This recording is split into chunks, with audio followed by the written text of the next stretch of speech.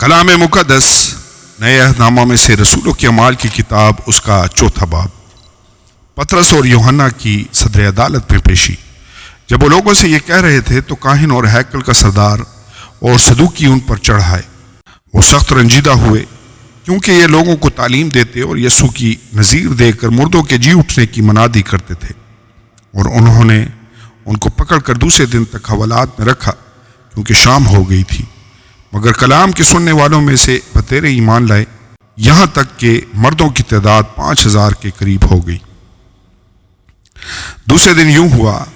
کہ ان کے سردار اور بزرگ اور فقی اور سردار کاہن حنا اور قیافہ اور یوحنا اور اسکندر اور جتنے سردار کاہن کے گھرانے کے تھے یروشلم میں جمع ہوئے، اور ان کو بیچ میں کھڑا کر کے پوچھنے لگے کہ تم نے یہ کام کس قدرت اور کس نام سے کیا؟ اس وقت پطرس نے روح القدس سے معمور ہو کر ان سے کہا، آئے امت کے سرداروں اور بزرگوں، اگر آج ہم میں سے اس احسان کی بابت باز پرس کی جاتی ہے جو ایک ناتوان آدمی پر ہوا کہ وہ کیوں کر اچھا ہو گیا، تو تم سب اور اسرائیل کی ساری امت کو معلوم ہو کہ یسوع مسیح ناصری جس کو تم نے مصلوب کیا اور خدا نے مردوں میں سے جلایا، اسی کے نام سے یہ شخص تمہارے سامنے تندرست کھڑا ہے۔ یہ وہی پتھر ہے جسے تمام معماروں نے حقیر جانا، اور وہ کونے کے سرے کا پتھر ہو گیا، اور کسی دوسرے کے وسیلہ سے نجات نہیں، کیونکہ آسمان کے تلے آدمیوں کو کوئی دوسرا نام نہیں بخشا گیا جس کے وسیلہ سے ہم نجات پا سکیں۔ جب انہوں نے پطرس اور یوحنا کی دلیری دیکھی اور معلوم کیا کہ یہ ان پڑھ اور ناواقف آدمی ہیں تو تعجب کیا،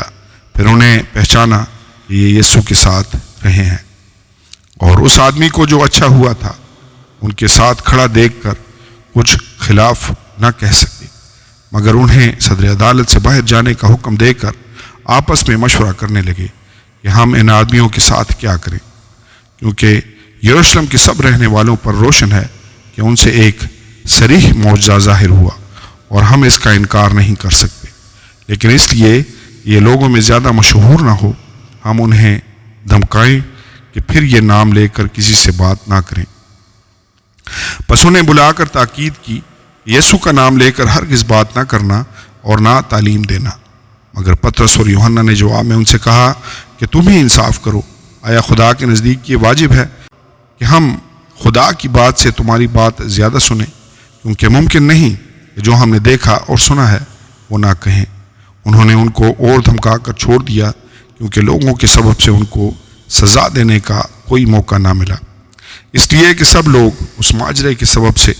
خدا کی تمجید کرتے تھے، کیونکہ وہ شخص جس پر یہ شفا دینے کا معجزہ ہوا تھا 40 برس سے زیادہ کا تھا۔ ایماندار دلیری کی دعا مانگتے ہیں۔ وہ چھوٹ کر اپنے لوگوں کے پاس گئے اور جو کچھ سردار کاہنوں اور بزرگوں نے ان سے کہا تھا بیان کیا۔ جب انہوں نے یہ سنا تو ایک دل ہو کر بلند آواز سے خدا سے التجا کی کہ اے مالک،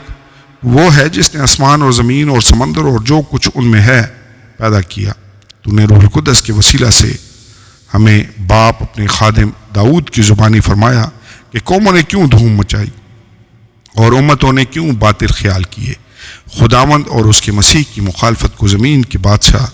اٹھ کھڑے ہوئے اور سردار جمع ہو گئے، کیونکہ واقعی تیرے پاک خادم یسوع کے برخلاف جسے تو نے مسح کیا، ہیرودیس اور پینتوس پلاطوس غیر قوموں اور اسرائیل کے ساتھ اسی شہر میں جمع ہوئے، تاکہ جو کچھ پہلے سے تیری قدرت اور تیری مصلحت سے ٹھہر گیا تھا وہی عمل میں لائیں۔ اب اے خداوند، ان کی دھمکیوں کو دیکھ اور اپنے بندوں کو یہ توفیق دے کہ وہ تیرا کلام کمال دلیری کے ساتھ سنائیں، اور تو اپنا ہاتھ شفا دینے کو بڑھا اور تیرے پاک خادم یسوع کے نام سے معجزے اور عجیب کام ظہور میں آئیں۔ جب وہ دعا کر چکے تو جس مکان میں جمع تھے وہ ہل گیا، اور وہ سب روح القدس سے بھر گئے اور خدا کا کلام دلیری سے سناتے رہے۔ ایماندار اپنی املاک میں دوسروں کو شریک کرتے ہیں، اور ایمانداروں کی جماعت ایک دل اور ایک جان تھی، اور کسی نے بھی اپنے مال کو اپنا نہ کہا بلکہ اس کی سب چیزیں مشترک تھیں۔ اور رسول بڑی قدرت سے خداوند یسوع کے جی اٹھنے کی گواہی دیتے رہے، اور ان سب پر بڑا فضل تھا، کیونکہ ان میں کوئی بھی محتاج نہ تھا، اس لیے کہ جو لوگ زمینوں یا گھروں کے مالک تھے ان کو بیچ بیچ کر بکی ہوئی چیزوں کی قیمت لاتے اور رسولوں کے پاؤں میں رکھ دیتے تھے۔ پھر ہر ایک کو اس کی ضرورت کے موافق بانٹ دیا جاتا تھا۔ اور یوسف نام ایک لاوی تھا جس کا لقب رسولوں نے برنباس یعنی نصیحت کا بیٹا رکھا تھا، اور جس کی پیدائش قبرص کی تھی۔ اس کا ایک کھیت تھا جسے اس نے بیچا اور قیمت لا کر رسولوں کے پاؤں میں رکھ دی۔ آمین اور آمین۔